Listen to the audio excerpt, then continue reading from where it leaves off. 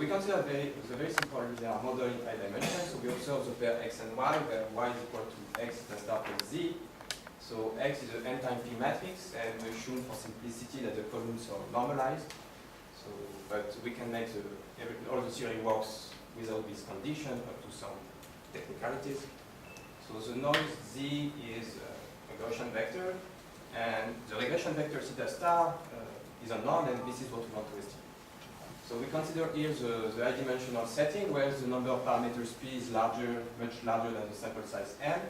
And in this case, in order to get relevant results, we typically make some sparsity assumptions. So the number of non-zero components of theta star, S star, is much smaller than the dimension. So for this model, we can study different three types of problems. So first one is called prediction. So basically, that's denoising. So our goal is to estimate the response x theta star. So we want to build an estimator theta hat from these observations, such that with quality close to 1, the prediction error here is as small as possible. So we can also consider the estimation problem. It's kind of an inverse problem. In that case, we want to estimate theta star itself. So we want the sup norm error of estimation to be as small as possible with quality close to 1. So here we concentrate on sup norm, but we can consider any other distance. Okay, and the last problem we consider is called support recovery. So in that case, we don't want to estimate theta star, but the support j of theta star itself, and our goal is to build an estimator j hat such that it coincides with the support of theta star with probability as close to 1 as possible. Okay. So there have been many different procedures that have been proposed in literature to study these problems. So perhaps one of the most popular is the lasso. So it appears maybe for the first time in this paper by Frank and Friedman. So the lasso is a solution of this convex minimization problem. We minimize the empirical, the quadratic risk plus some penalty term that is proportional to the L1 norm of theta. And we have this regularization parameter lambda in front that needs to be tuned properly. So the lasso enjoys many nice properties, in particular on the computational side. It's a convex minimization problem, so we can compute it in high dimensions. So there are several procedures to compute this solution, for instance, quadratic programming or the LAS algorithm proposed by Efron, Steve, Tipchen, and Johnston that can compute the set of lasso solutions for any value of lambda. And there are also some techniques like coordinate descent that can basically compute this solution in very high dimensions. Okay. Another family of estimator that I think studied in literature is called exponential weights. So it exists under different versions. The first, we can divide these into two different classes. So the first is called discrete versions. So it was studied, for instance, by Lung and Baron, Alke and myself, and also Philippe and Sasha here, but also in many other papers. So basically, here is how it works. We consider the subset of indices here, and we build a probability distribution on this subset based on this observation. So first, we set a prior, small pi, that basically is going to enforce sparsity. So we fix a parameter S bar, that's the maximum sparsity we accept for this subset, and a parameter lambda that quantifies the degree of sparsity, and we draw a subset at random with this prior. So first, we select the sparsity of this subset with this geometric distribution here, and once we have set this sparsity, say S, we are going to draw a subset of indices of cardinality S uniformly at random. So that's why we have this factor here.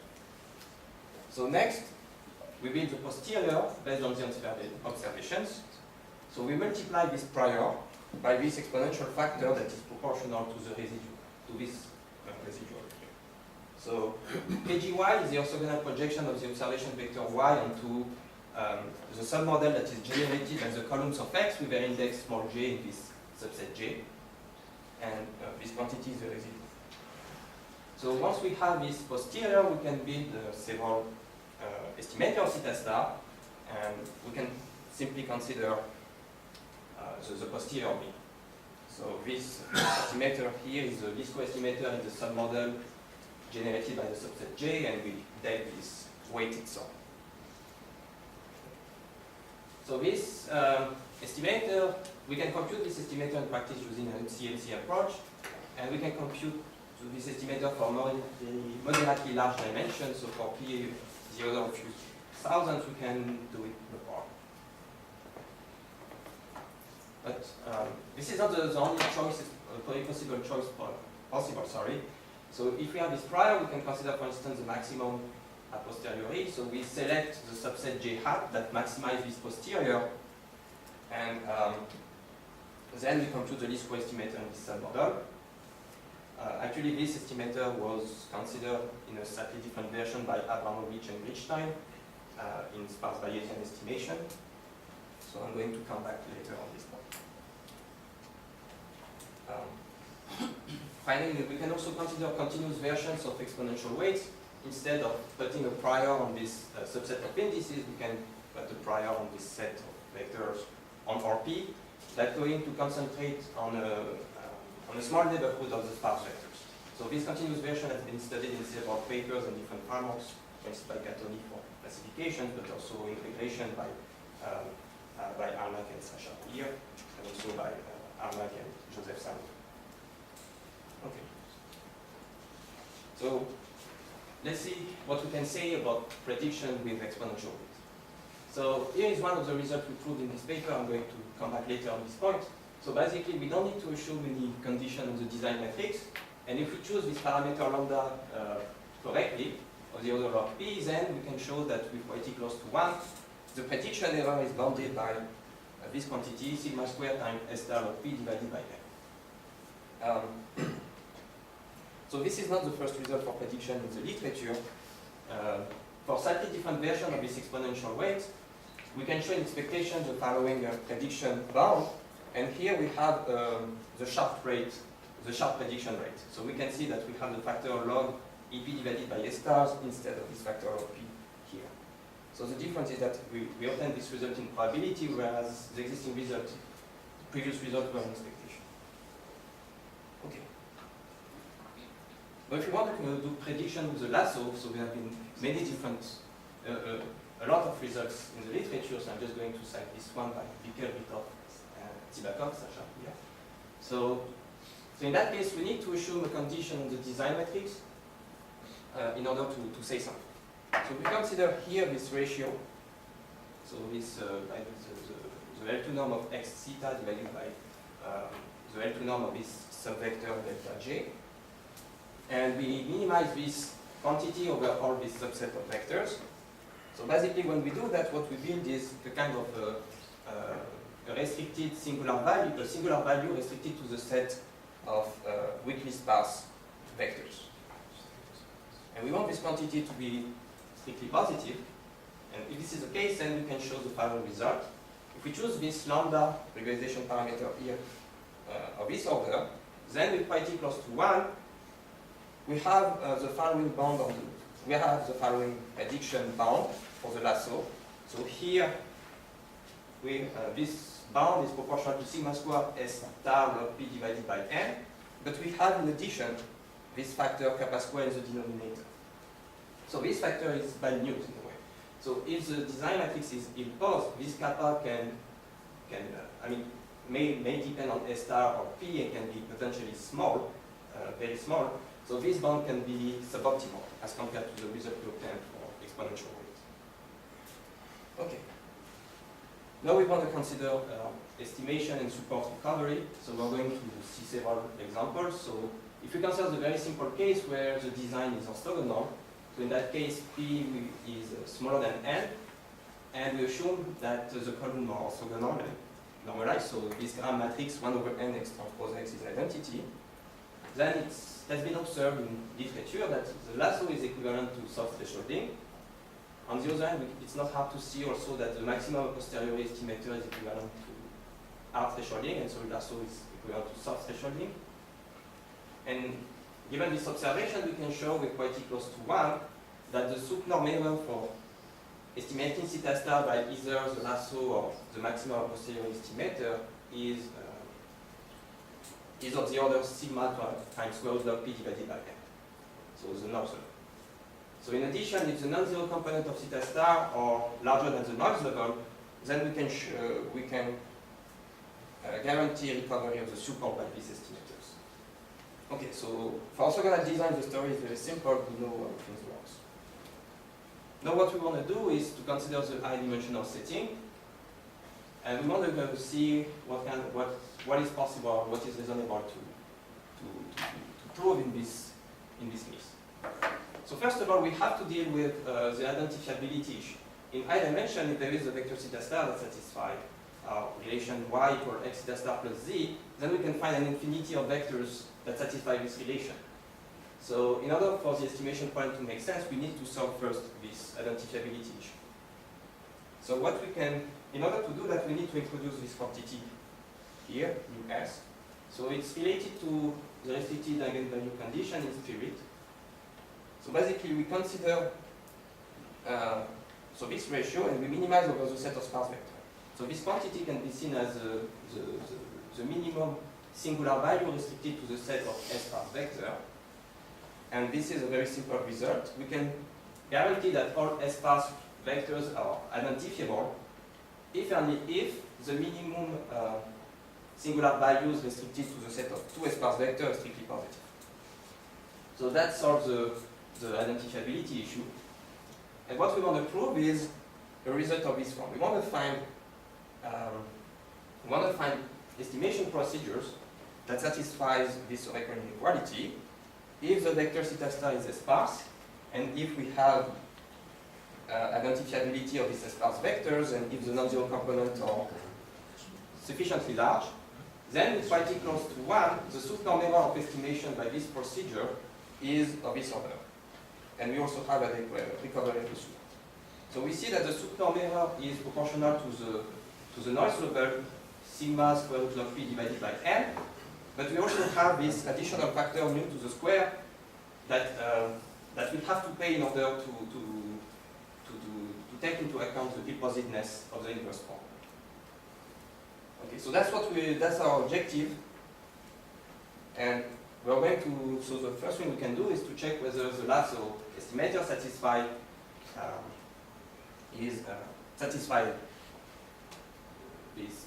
this result.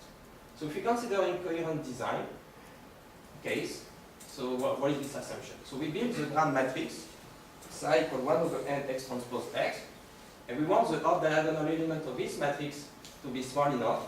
How small? Of the order 1 over c times s star, where this constant c should be large enough. So if we have this condition, then we can guarantee that we have identifiability of the S-sparse vector, but we have even more.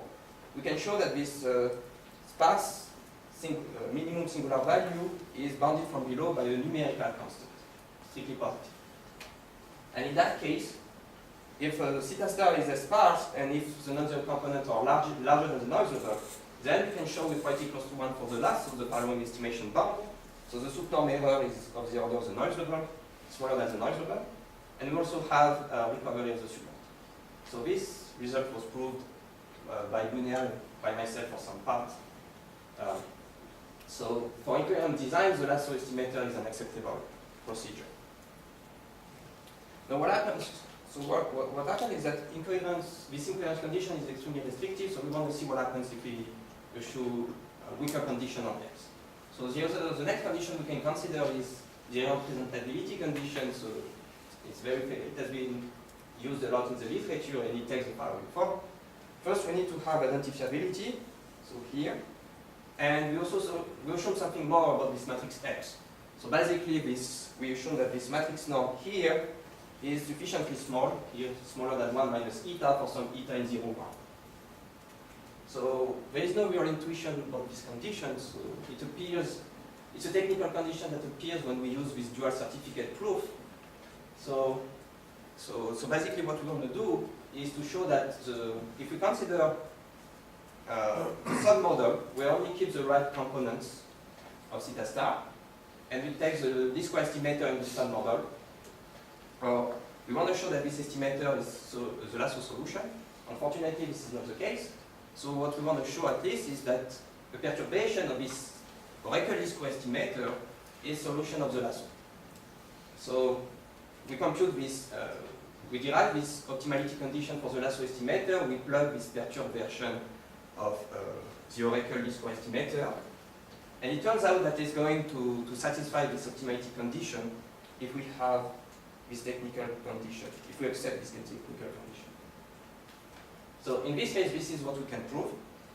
If the non-zero component of theta star are larger than the noise level times this quantity d star here defined there. So psi star is the submatrix of the ground matrix where we only keep the components j in this set j of theta star. And we take the inverse and then this matrix norm.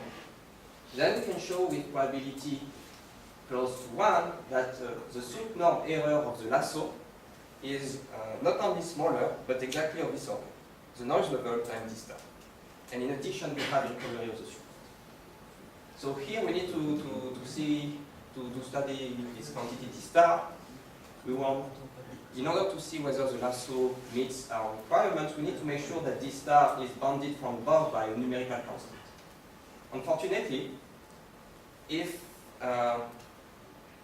this is not the case in general, if there is some minimum level of correlation between the different covariates in this design matrix, so if we have this condition, then we can show that d star is of the order S star.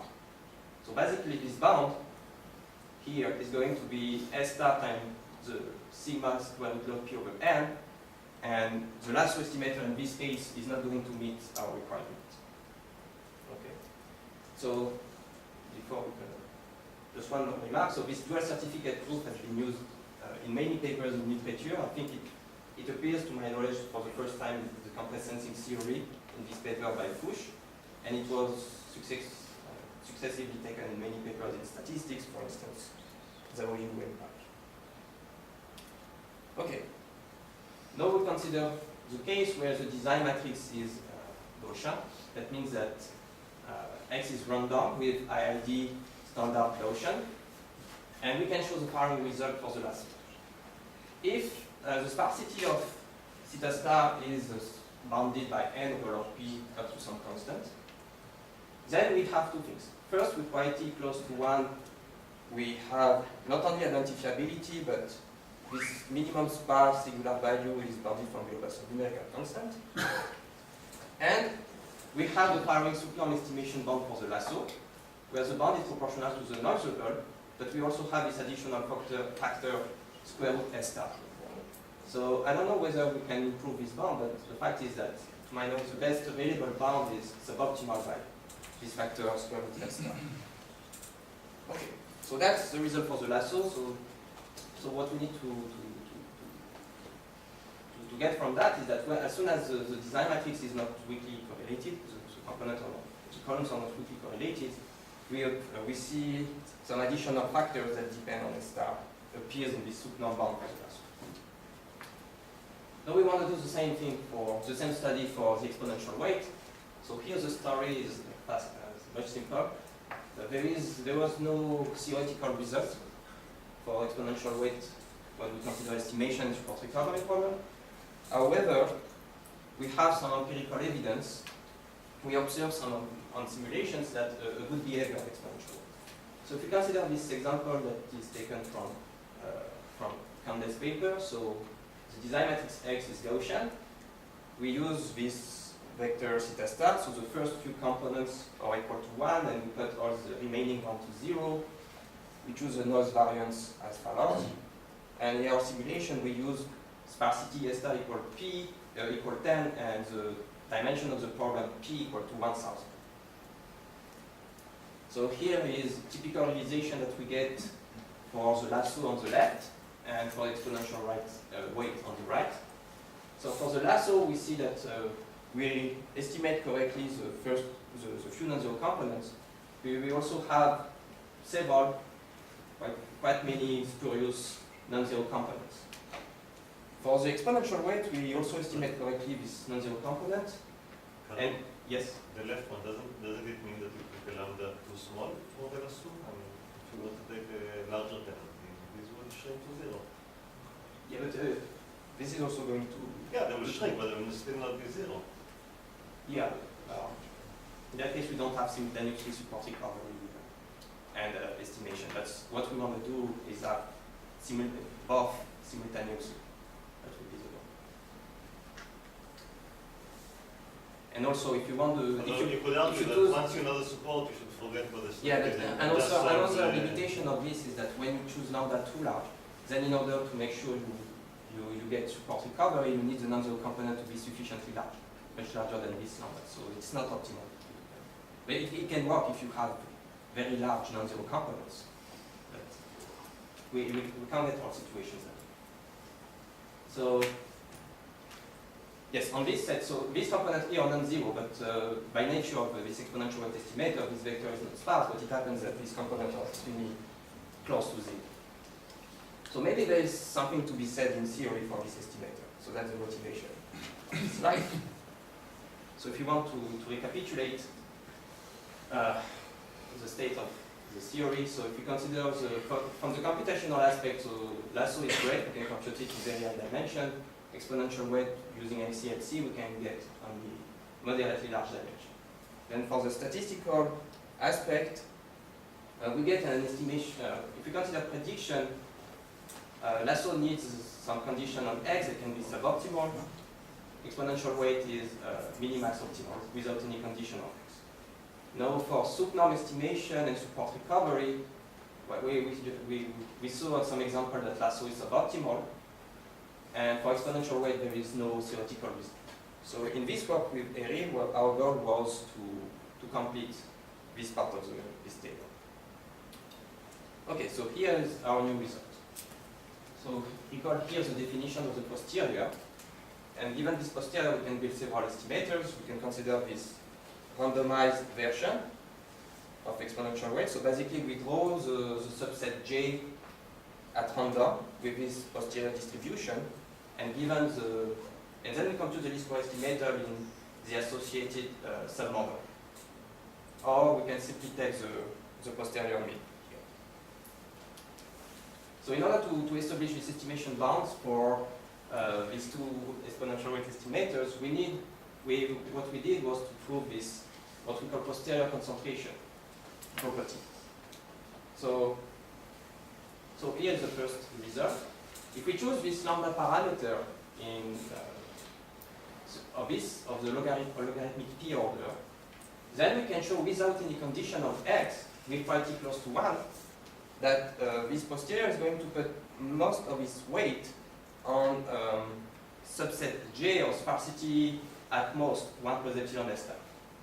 So we can bound this weight here by the weight of the support J theta star divided by P1 over P, but if you play on the constant, we can make this quantity here arbitrarily large. We can have 1 over P to the 10, 1 over P to the 20. Now, if we assume that, in addition, that the design matrix satisfies this condition, we want the sparse minimum singular value to be strictly positive up to the order 2 plus epsilon s star. And if you assume that the non-zero component of theta star are large enough, larger than sigma square lambda divided by n nu square, then we can show with pretty close to 1 that this posterior pi is going to put most of its weight on the right subset, on J of theta star. And again, we can play here with the exponent. We can get an arbitrary value here if we play on the constants. So here we prove that under the near minimum condition on X, the concentration of this posterior. So using this property, then it's really easy to prove, to derive this estimation or inequality for this exponential weights. So first of all, without any, if we take lambda of the order log p, then we can show without any condition on X for exponential weight and randomized exponential weight, the following prediction bound. So these bounds are proportional to sigma square s star log p over n. So it's near optimal up to some logarithmic factor.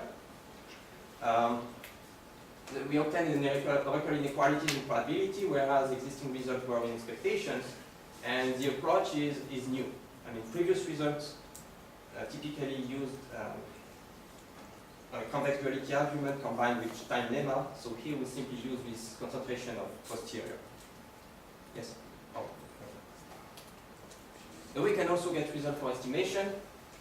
So if we choose lambda of the other log p, and if we assume now that we have this bar singular, minimum singular value is positive, and if this component are large enough, then by nature of this randomized exponential weight, I mean, it's easy to prove equality close to 1, this sup bound on randomized exponential weight. So here this bound is proportional to the noise level divided by nu square, so it's almost the bound we wanted to get. So in the ideal case, we wanted to get nu 2s star in this bound, and we get nu of 2 plus epsilon s star instead. So it's near optimal. Now we want to do what happens for the posterior mean. In that case, we need to assume something more. So we want the minimum singular value to the order s star plus s bar, where we call that s bar is a parameter of this of the method. And we need to have that the non-zero component are also large enough here. Then we have this norm estimation bound where we replaced nu by nu bar. So here, well, what can we say? So if we assume that the design matrix is Gaussian, and if we assume that S bar and S star are at most of the order n over log p up to some constant, then this condition is going to be satisfied, and instead we can even guarantee t close to 1 that is larger than some constant c.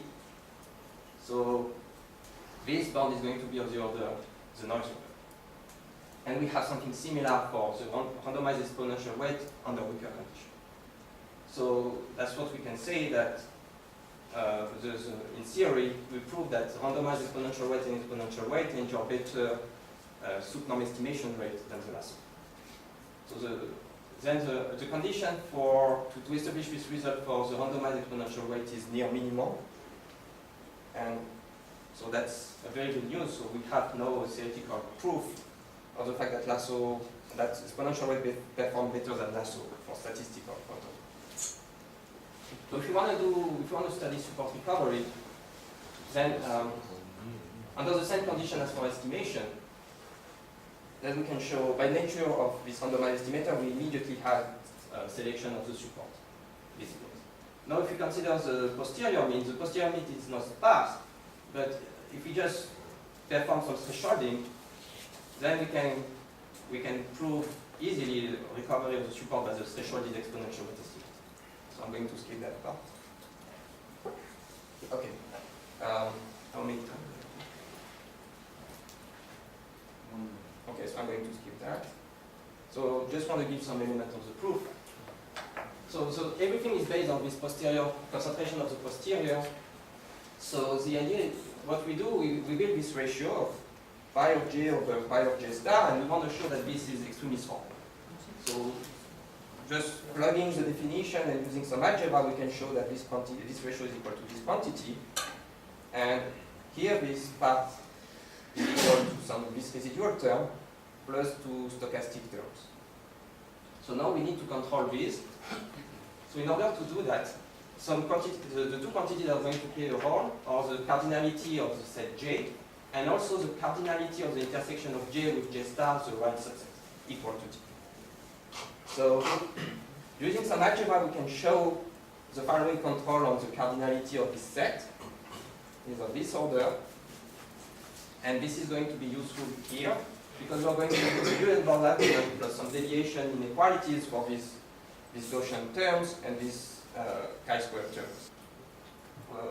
The maximum for the subset J in this set of these two terms is of this order. And this is what we're going to explore next.